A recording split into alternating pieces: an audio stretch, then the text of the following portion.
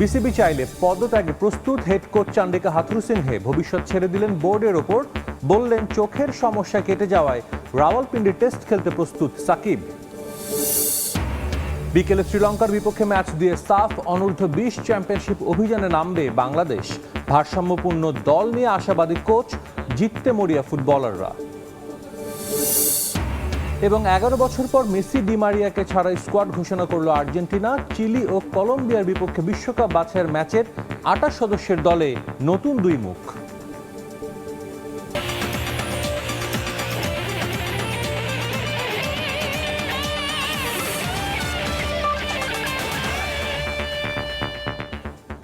বিশ্বের নানা প্রান্তের খেলাধুলার খবর নিয়ে আমাদের নিয়মিত আয়োজন খেলার সময়, আর এই আয়োজনে আপনাদের সঙ্গে আছি আমি Sajid মুস্তাহিদ।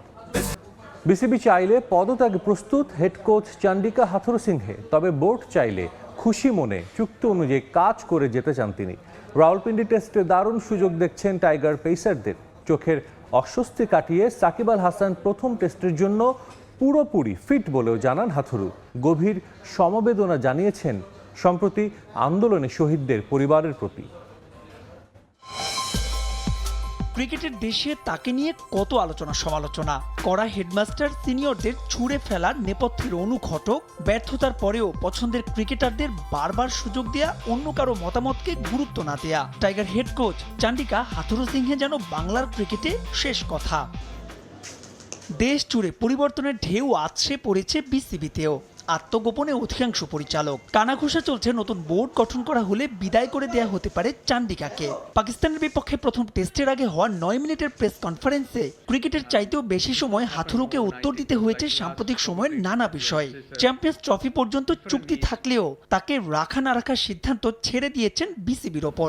I have no idea what's happening back home. My future is I have signed a contract till whatever the date, and then I'm looking forward to serve that term. But if the board change and the new people wants to make a change, I'm okay with that. If they wanted me to continue, if they're happy with me, I'm happy to continue as well. কথা বলেছেন সরকার পতন আন্দোলনের শহীদদের নিয়েও। তাদের আত্মত্যাগকে বলছেন অন্যদের জন্য অনুপ্রেরণা, এমনকি ক্রিকেটারদের জন্য। My thoughts and prayers with the families that lost loved ones. It was really hard.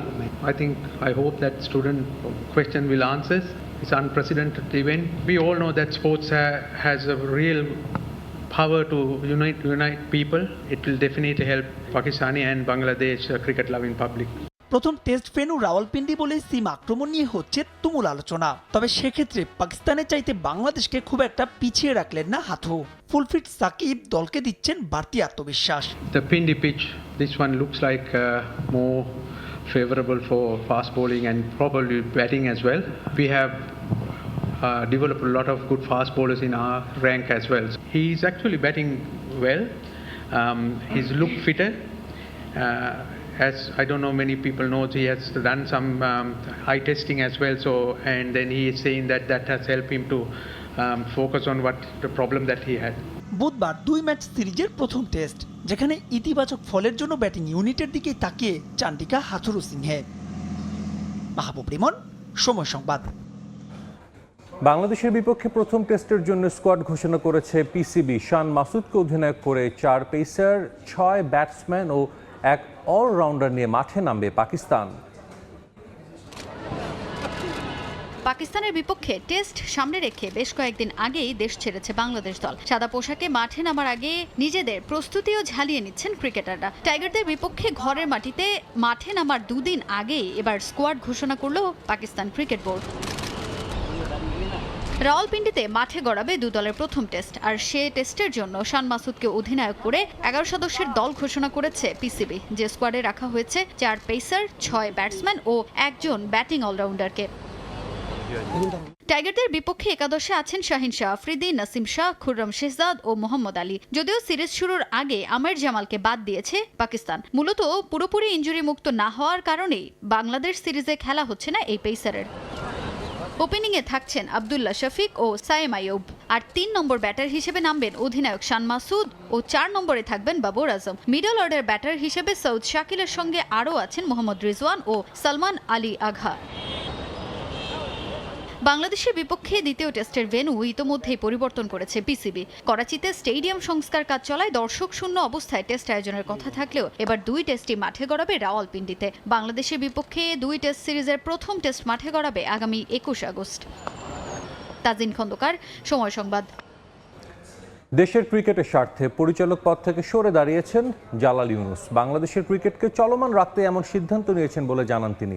এদিকে এনএসসি মনোনীত আরেক পরিচালক আহমেদ সাজ্জাদুল আলম ববিকেও পদত্যাগের কথা জানায় জাতীয় ক্রীড়া পরিষদ। এই 2 পরিচালকের জায়গায় দেখা যেতে পারে জাতীয় দলের সাবেক অধিনায়ক ফারুক আহমেদ এবং ক্রিকেট কোচ এবং বিশ্লেষক নাজমুল আবেদিন ফাহিমকে। শেখ হাসিনা সরকার পতনের পর বদলে যাচ্ছে দেশের দৃশ্যপট। বাংলাদেশকে নতুনভাবে ঢেলে সাজাতে ইতোমধ্যে কাজ শুরু করেছে অন্তর্বর্তীকালীন সরকার। দীর্ঘদিন ধরে দেশের ক্রিকেট ঝুলছে একই পেন্ডুলামে, তাই বর্তমান সরকারের চোখ এড়ায়নি বাংলাদেশ ক্রিকেটেও। পরিবর্তনের হাওয়া বইছে বাংলাদেশ ক্রিকেটেও, যা ইতোমধ্যে দৃশ্যমান। দীর্ঘদিন ক্রিকেট বোর্ড পরিচালক হিসেবে দায়িত্ব পালন করে আসছেন জালাল ইউনুস। এবার বিসিবি পরিচালকের পদ থেকে পদত্যাগ করেছেন তিনি। বর্তমান ক্রিকেট বোর্ডে ক্রিকেট পরিচালনা প্রধানের দায়িত্বে আছেন তিনি। তার পদত্যাগপত্র জাতীয় ক্রীড়া পরিষদে পাঠিয়েছেন জালাল। দেশের ক্রিকেটের স্বার্থে বোর্ডের সঙ্গে দীর্ঘদিনের সম্পর্ক ছিন্ন করেছেন বলে সময় টেলিভিশনকে জানান ইউনুস। ক্রিকেটের স্বার্থে এবং নতুন যদি কেউ আসতে চায় এটার সেই জায়গায় যাতে বাধাপ্রাপ্ত না হয় সেই জন্যই আমাদের এই রাস্তাটা পরিষ্কার হয়ে যাক, সেই জন্যই রিজাইন করলাম। আর যাতে ক্রিকেট চলমান থাকে, কোনো যাতে কনস্টিটিউশনালি লিগ্যাল ফ্রেমওয়ার্কের বাইরে যাতে না যায়, এটাকে অটুট রাখার জন্যই আমি রিজাইন করলাম। 3 ক্যাটাগরিতে 25 জন পরিচালক নিয়ে গঠিত হয় বিসিবির পরিচালনা পর্ষদ, যেখানে 2 জন পরিচালককে মনোনীত করে জাতীয় ক্রীড়া পরিষদ, যার একজন জালাল ইউনুস। 1997 সাল থেকে শুরু করে বর্তমান বোর্ডে গুরুত্বপূর্ণ দায়িত্ব পালন করেছেন জালাল ইউনুস।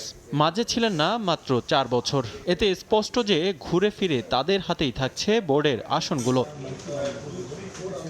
এনএসসি মনোনীত আরেক পরিচালক আহমেদ সাজ্জাদুল আলম ববি, তাকেও এনএসসি থেকে পদত্যাগ করতে বলা হয়। তিনিও বোর্ডে ছিলেন দীর্ঘমেয়াদে, এমনকি পালন করেছেন টুর্নামেন্ট কমিটির প্রধানের দায়িত্ব। তবে এখনও পদত্যাগ করেননি আহমেদ সাজ্জাদুল আলম।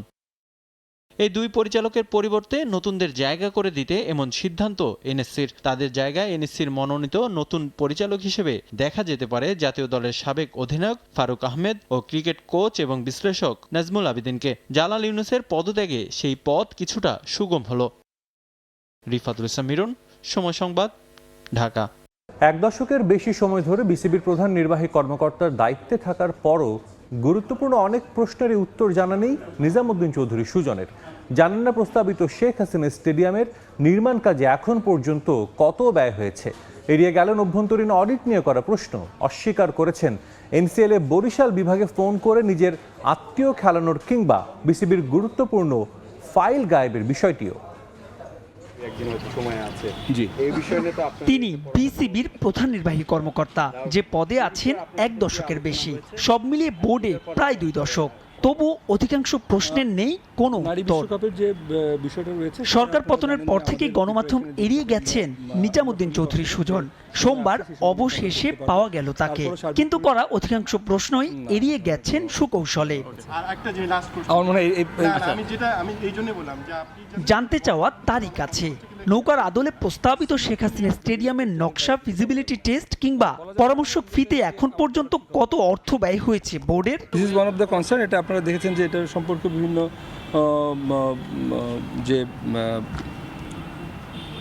বিভিন্ন কর্মকর্তারা বা কারা এসেছিলেন যে যারা প্রোটেস্ট করেছেন বা তাদের কাছেও একটা তাদের অন্যতম একটা বিষয় ছিল এটা। সো এটা আমরা অবগত করেছি এবং সম্ভবত এটা আগামী বোর্ড সভা যেটা হবে সেখানে এই ব্যাপারে একটা সিদ্ধান্ত পাবো আমরা।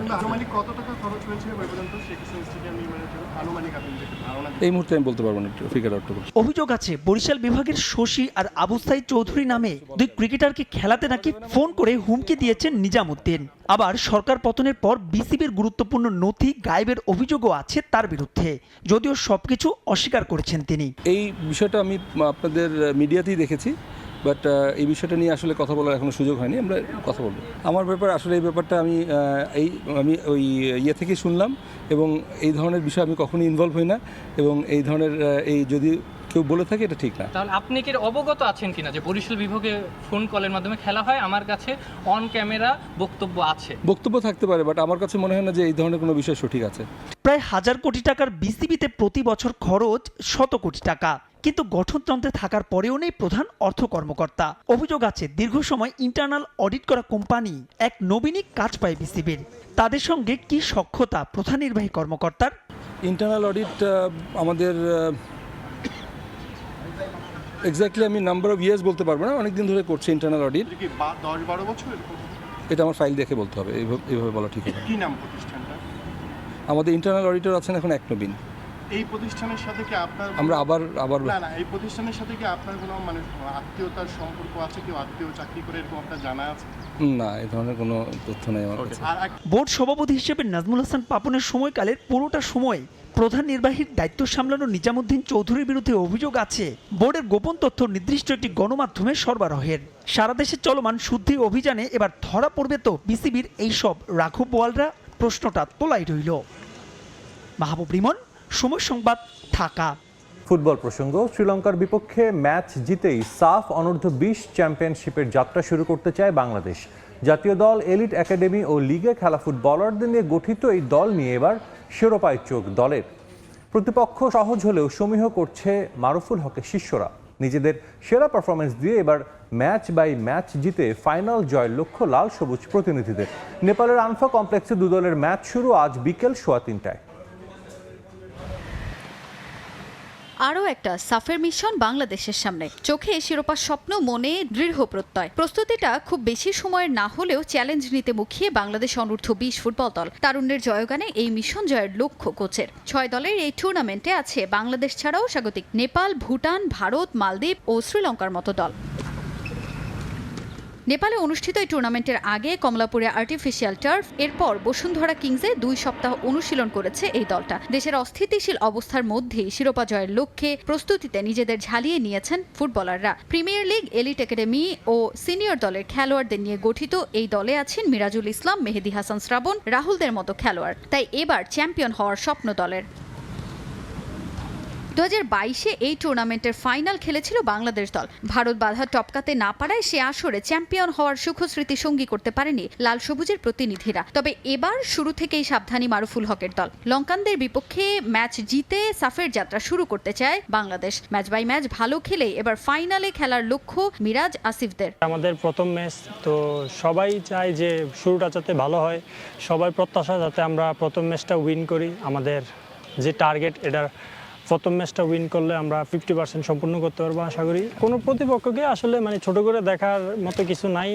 শ্রীলঙ্কা আমাদের চোখে ভালো টিম, কিন্তু আমাদের মনে হয় আমরা যদি আমাদের সবগুলো প্লেয়ার মানে যার যার ভালো পারফরমেন্স 100% দিয়ে মাঠে খেলতে পারে, কোচের টেকটিক অনুযায়ী আমরা একটা ভালো রেজাল্ট নিয়ে জয় নিয়ে মাঠ থেকে ফিরে আসতে হবে। এদিকে এবারের আসরের প্রথম ম্যাচে মাঠে নামে স্বাগতিক নেপাল ও শ্রীলঙ্কা। সেই ম্যাচে স্বাগতিকদের বিপক্ষে 1-0 ব্যবধানে হারতে হয় লঙ্কানদের। সেখান থেকে প্রতিপক্ষ সম্পর্কে ধারণা নিয়ে পরিকল্পনা সাজাচ্ছেন কোচ মারুফুল হক। তবে প্রতিপক্ষকে সমীহ করছেন কোচ, সঙ্গে কাজে লাগাতে চান 2022-এ ভারতের বিপক্ষে ফাইনাল খেলার আত্মবিশ্বাস। যেহেতু আমাদের এই টিমটা লাস্ট টুর্নামেন্টে ফাইনাল খেলেছিল এবং সেই অনুযায়ী আমি প্লেয়ারদের গত 2 সপ্তাহ তাদের যে স্যাক্রিফাইস, হার্ডওয়ার্ক এবং ডেডিকেশন, কমিটমেন্ট দেখেছি।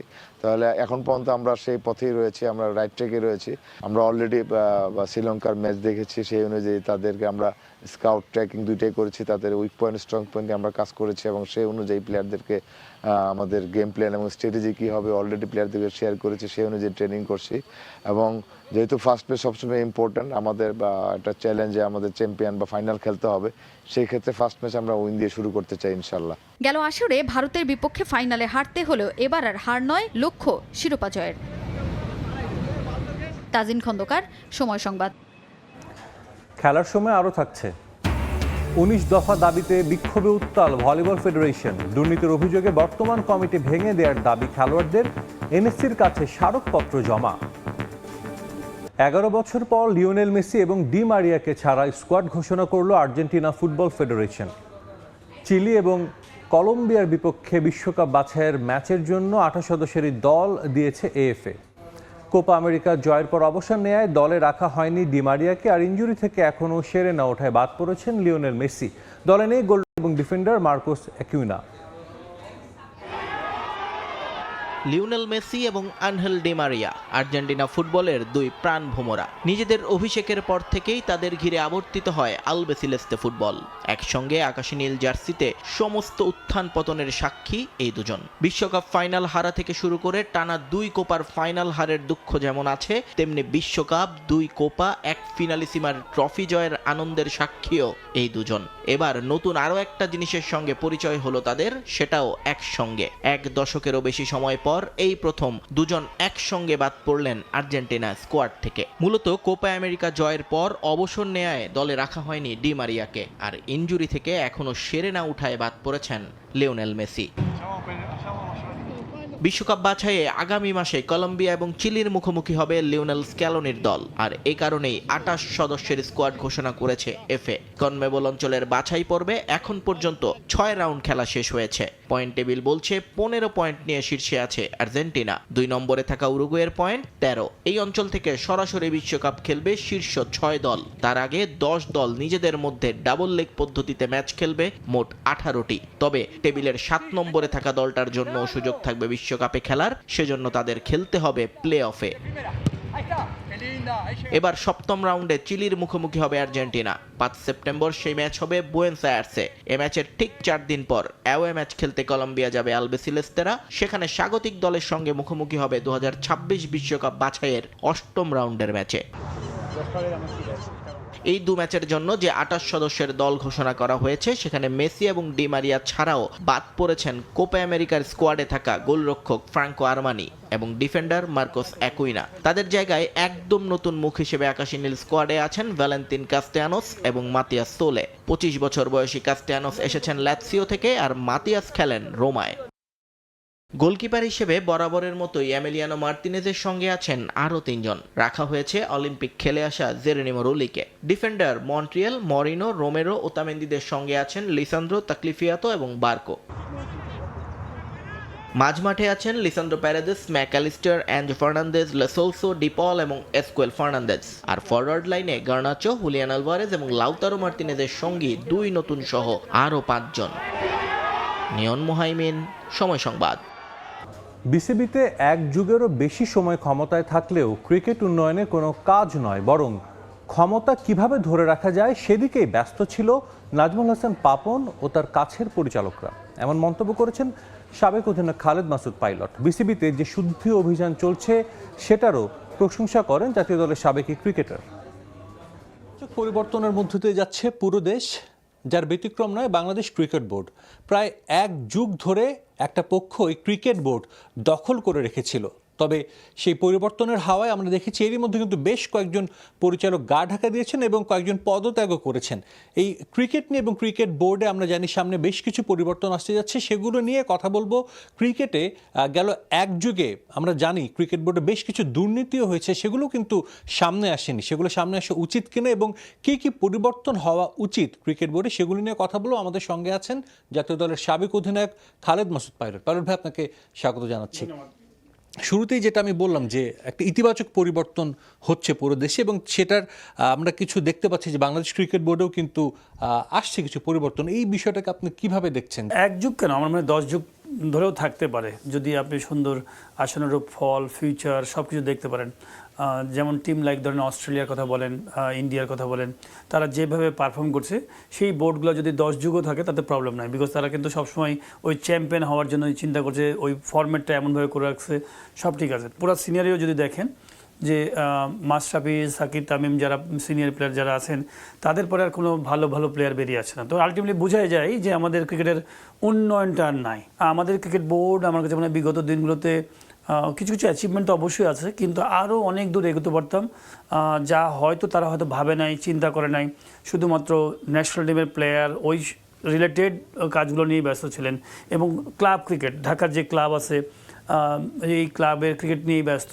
বিকেএসপির উপর তো আমাদের অনেক একটা আশা প্রত্যাশার জায়গায়, যেহেতু সাকিব আল হাসানের মতো ক্রিকেটার ওখান থেকে উঠে এসেছেন, সৌম্য সরকারও এসেছেন, কিন্তু একটা সময় যেটা বলছেন যে গত কয়েক বছরে সে বিকেএসপি থেকেও সে প্রত্যাশিত সাফল্যটা আমরা পাচ্ছি না। 10 বছরে 300 প্লেয়ারকে আপনি নার্সিং করছেন, এই 300 প্লেয়ার 10 বছর পরে কোথায় আছেন, এটা ইম্পর্টেন্ট। বাংলাদেশ টিমে যদি আপনি মনে করেন যে বাংলাদেশ টিমে যে 15 জন খেলবে, আমি মনে করি যে যেহেতু বেস্ট প্লেয়াররা আপনার সব ভর্তি হচ্ছে বিকেএসপিতে, তাহলে ওইখানে মিনিমাম 80 থেকে 90% বিকেএসপির প্লেয়ার হয়তো ন্যাশনাল টিমে হওয়া উচিত ছিল। বিকজ আপনি স্কুল থেকেই কিন্তু আপনি কোচ পেয়েছেন, মাঠ পেয়েছেন, ফ্যাসিলিটিস পেয়েছেন, তখন থেকেই আপনি একটা সুন্দর গাইডলাইনের মধ্যে আছে। আরেকটা বিষয়, আপনি বলছেন বিকেএসপি এবং জেলার কথা। বাংলাদেশ ক্রিকেট বোর্ডে যারা ছিলেন, নাজমুল হাসান পাপন 2012 সাল থেকে সভাপতি হিসেবে ছিলেন, তার সঙ্গে আরেকজন ওতপ্রোতভাবে সবসময় তার সঙ্গে থাকতো, তার পাশে দেখেছি ইসমাইল হায়দার মল্লিক। এই দুইজনে ক্রিকেট বোর্ড নিয়ন্ত্রণ করতো, একচ্ছত্র তাদের আধিপত্য ছিল। যুব ও ক্রীড়া উপদেষ্টাও বলেছেন যে সব অনিয়মের আসলে একটা বিচার হবে। আপনি শুধু চিন্তা করেছেন যে আমার ক্ষমতার জন্য নিব, কিন্তু কালচারটাকে আপনি নষ্ট করে ফেলেছেন, ক্রিকেট কালচার। যেমনটা ধরেন বাংলাদেশ ক্রিকেটের ঢাকা লিগে যতগুলো টিম আছে তার 40-42টা বা 50টা টিম অলমোস্ট একটা মানে অফিসের। তো সেই অফিসটা, সেই কোম্পানিটা এতগুলো টিমকে আপনি নিজেদের মধ্যে কন্ট্রোল করে রাখছে। তো আলটিমেটলি যে আমরা সাধারণত বলি আমি যে যখন আপনি সমস্ত মার্কেট যখন আপনার হয়ে যাবে, তখন আপনি তো সব কিছু আপনি ম্যানিপুলেট করবেন। এবং একটা সময় ছিল 30 বছর আগে এগুলো হতো না, কেউ কারো ক্লাব চেহারা দেখতেও না। একটা মহডার্ন ক্লাব আবনি চেহারা দেখে না, আবনি ক্লাব মহডার্ন ক্লাবের চেহারা দেখতে চাইতো না, মানে মাঠে দেখা হবে। পুরো কালচার এটা এফেক্ট করেছে প্লেয়ারদের উপরে। যখন আপনি কম্পিটিশন হাড্ডাহাড্ডি খেলা হবে, তখন প্লেয়ারের রাত্রেবেলায় ঘুম হারাম, আগামীকালকে বড় একটা ম্যাচ আছে, আমার ঘুম হারাম, আমাকে জিততেই হবে। এখন আপনি বেশিরভাগ মেজর ম্যাচ দেখবেন যে অনেক সেকেন্ড ডিভিশন, থার্ড ডিভিশনে প্রচুর প্লেয়ার কিন্তু আলটিমেটলি মানে ডিফিকাল্ট টাইম পার করে। কিছু বলতে গেলে আপনি হয়তো সাসপেন্ড, ফাইন হয়ে যাচ্ছেন। সাজিদ মুস্তাহিদ, সময় সংবাদ, ঢাকা। 19 দফা দাবিতে এবার আন্দোলনে নেমেছে দেশের ভলিবলের সাবেক ও বর্তমান খেলোয়াড়রা। বর্তমান কমিটি ভেঙে দিয়ে নতুন আহ্বায়ক কমিটি দেওয়ার দাবি তোলেন তারা। এ সময় ভলিবল ফেডারেশনের বর্তমান সাধারণ সম্পাদক আশিকুর রহমান মিকুর সমালোচনা করেন সাবেক খেলোয়াড়রা। পরে জাতীয় ক্রীড়া পরিষদের সচিবের কাছে স্মারকপত্র জমা দেন তারা। ক্ষমতার অপব্যবহার, অর্থ লোপাট, হম্বিতম্বি, ভিন্ন মতকে দেখে নেওয়ার হুমকি। দীর্ঘদিন ধরে নেতিবাচক আলোচনায় হলে আগে আসে তার নাম। তিনি আশিকুর রহমান মিকু। 2 দশকের বেশি সময় ধরে কুক্ষিগত করে রেখেছেন বাংলাদেশ ভলিবল ফেডারেশনের সাধারণ সম্পাদকের চেয়ার। বর্ণচোরার মতো যখন যেই দল এসেছে ক্ষমতায়, হয়ে গেছেন তাদের সমর্থক, মিশে গেছেন তাদের সঙ্গে। কিন্তু এ সময় নিজের ব্যাংক অ্যাকাউন্ট ফুলে ফেঁপে উঠলেও তার অধীনে তেমন কোনো সফলতা নেই দেশের ভলিবলের। বরং বিভিন্ন কর্মকাণ্ডে বেশ কয়েকবার হয়েছেন বিতর্কিত। এবার তার বিরুদ্ধে অনিয়মের অভিযোগ তুলেছে ভলিবলের সাবেক ও বর্তমান খেলোয়াড়রা। শহীদ নূর হোসেন জাতীয় ভলিবল স্টেডিয়ামের সামনে 19 দফা দাবিতে বিক্ষোভ করে তারা। কথা বলেন মিকুর অধীনে ফেডারেশনের বিভিন্ন অনিয়ম নিয়ে। করাপ্টেড যে একটা ফেডারেশন আছে, তারা 17 বছরেও আমাদের কোনো খেলোয়াড়ের দিকে তাকায় নাই এবং কোনো উন্নয়নের দিকে তারা তাড়ায় নাই। তারা তাদের পার্সোনালি ফেডারেশনের কর্মকর্তারা তারাই শুধু তাদেরটাই গোছাইছে। দায় সারা কিছু খেলা দিয়েছে, দায় সারা কিছু খেলা দিয়ে তারা চিন্তা করেছে এখান থেকেই আমাদের খেলা হয়ে যাবে। বাজেট প্রতি বছর বাজেট প্রায় মিনিমাম 1 কোটি টাকার উপর বাজেট। এই টাকাগুলি কোথায় যায় তাদের বাজেটটা?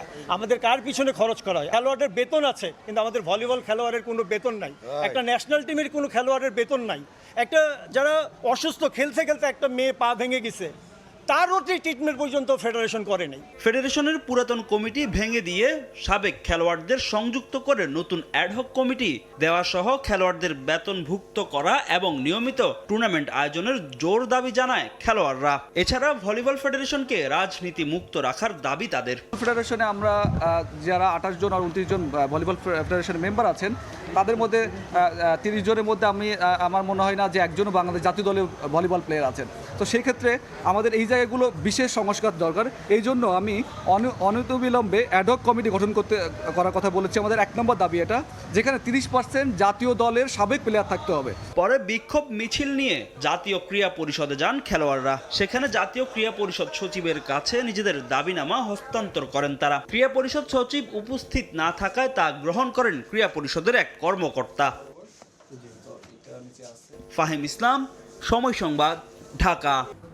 বর্তমান পরিস্থিতিতে অক্টোবরে বাংলাদেশে নারী টি-20 বিশ্বকাপ হোক তা চান না অস্ট্রেলিয়ান অধিনায়ক অ্যালিসা হেলি। এমন সময়ে বিশ্বকাপ আয়োজন হলে সেটা ভুল হবে বলেও মন্তব্য করেছেন তিনি। অন্তর্বর্তীকালীন সরকার বিশ্বকাপ আয়োজনে আশাবাদী হলেও কয়েকটি দেশের ভ্রমণ নিষেধাজ্ঞার কারণে শেষ পর্যন্ত বাংলাদেশ থেকে সরে যেতে পারে নারীদের বিশ্বকাপ।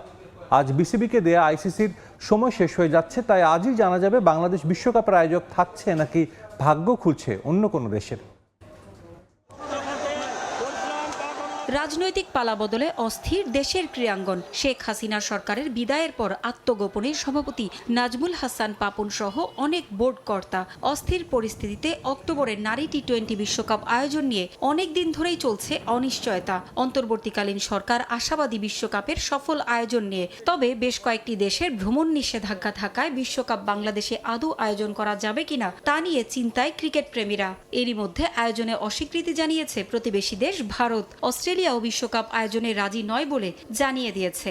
অস্থির অবস্থা দেশের ক্রীড়াঙ্গনে। এমন কঠিন সময়ে এখানে অক্টোবরে নারী টি-20 বিশ্বকাপ আয়োজন করা ভুল হবে বলে মনে করেন অস্ট্রেলিয়া অধিনায়ক অ্যালিসা হিলি। এই মুহূর্তে বাংলাদেশ কিভাবে ক্রিকেট খেলা হতে পারে মানবিক বিবেচনায় সেটিও ঠিক বুঝতে পারছেন না বলে জানান তিনি।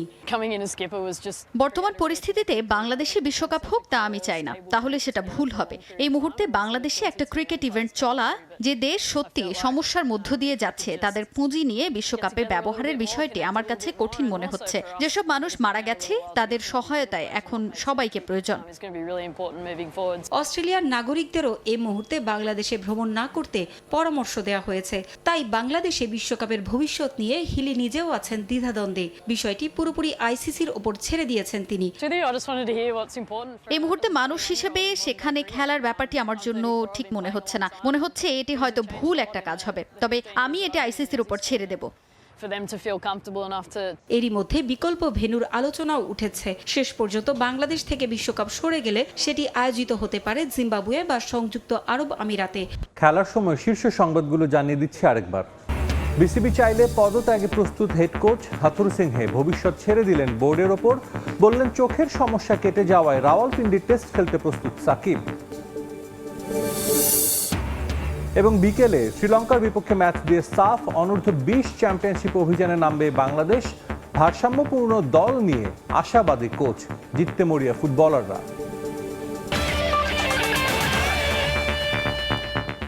এই ছিল খেলার সময়। সঙ্গে থাকুন সময়।